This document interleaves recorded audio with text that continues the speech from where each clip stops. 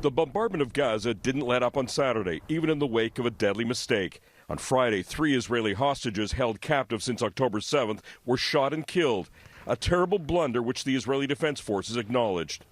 Admitting their soldiers mistakenly identified 3 kidnapped Israelis as a threat. Published reports in Israel say a military investigation has found the men were bare-chested and carrying a white flag when they were shot. All 3 men were in their 20s. They had somehow escaped their captors when they were approaching a military position in Gaza City. In Israel, the news was another blow for the families of hostages who live in hope and fear.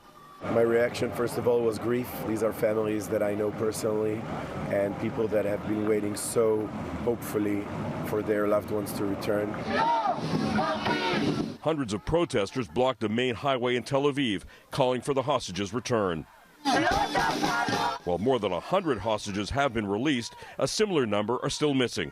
Many families want negotiations, not more fighting, to get their loved ones back.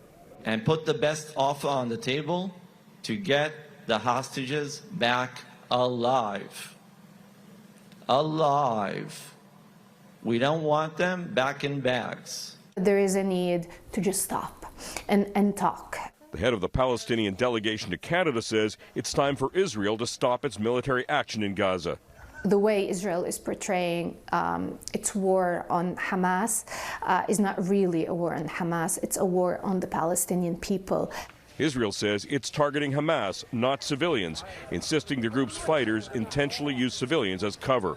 This week, Canada joined Australia and New Zealand at the United Nations, voting for what it called an immediate humanitarian ceasefire. But that ceasefire can't be one-sided. Hamas needs to lay down its arms. Hamas needs to free all the hostages they have right now. The accidental deaths of the hostages at the hands of the military has family members watching the clock more closely.